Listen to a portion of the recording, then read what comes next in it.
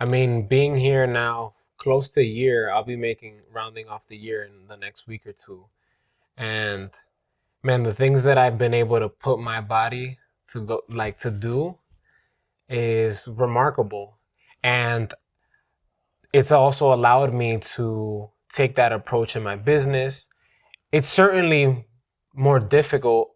Funny enough, I feel like for me in my business, simply because here I have the environment, here I have the routines, the guidance, the, I have everybody here holding me accountable for doing things the right way as well. So, in the business aspect, it is a little bit more challenging, but I see how, man, like when I'm able to push myself that day in the gym, it's automatically somehow just that much better of a day, you know, at work. Now let's talk business, right? Sure.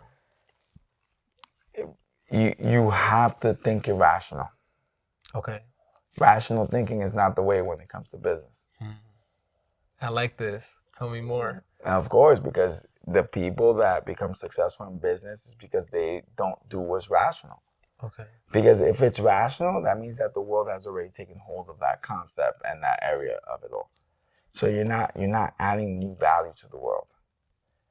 And what happens with that is that there's already someone in that space who's been adding value anywhere for 5 to 3 decades. Like that that's a very strong reputation. It's like if you're gonna buy sneakers, you're gonna think Nike, you're gonna think Reebok, you're gonna think Adidas, Yeah. because they've been holding the space for such a long time. Like all of a sudden a new sneaker maker comes out, chances are you ain't buying them. Yeah. Yeah, you're gonna be like, no, I'm gonna get my Jordans. They've been holding the space. So you have to have irrational thinking. And irrational thinking means, right? Irrational thinking doesn't mean to leave the rational out. No, combine it with the rational, but it has to be an irrational idea. Okay. It has to be something that makes you unique, something that makes you different. And this is the best part. If it doesn't exist, then go put in the legwork in that area. So by the time it does become a popular idea in the world, right? You've pioneered it. You've accumulated the doing. Yeah. Now we're talking about you could be in a space for 6 years before it's discovered. But guess what? Now everybody just found out about it. Now everybody's starting it. But you've been there for 6 years in that space. And as big as your imagination goes, is as big as that can go. Now, what makes everything even more unique, right, is you have to think outside your industry. You need to actually go experience other industries. You actually have to go do other transformational work. And what do I mean by that? My passion is fitness. Okay. So automatically that translates into gyms. Sure. Right? But then my irrational thing is like, well, you know what? I got to do something to stand out. So then I took up public speaking. Yeah. That's the next thing I did. I'm like, you know what? That's good, but it's still not enough. Then I took up becoming a vendor for schools. And then we started with the kids program. I was like, oh, okay, but it's still not good enough. So then I'm like, I still need to keep adding. Then we started and we published the book. Yeah. So now we writing, so now we got writers. Okay, all right. Now we're just we're way more than fitness and the gym. Now what we are is an archetype and a way of life.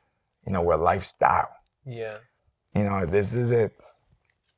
Nobody can say give fitness a gym. No, it's give fitness the lifestyle.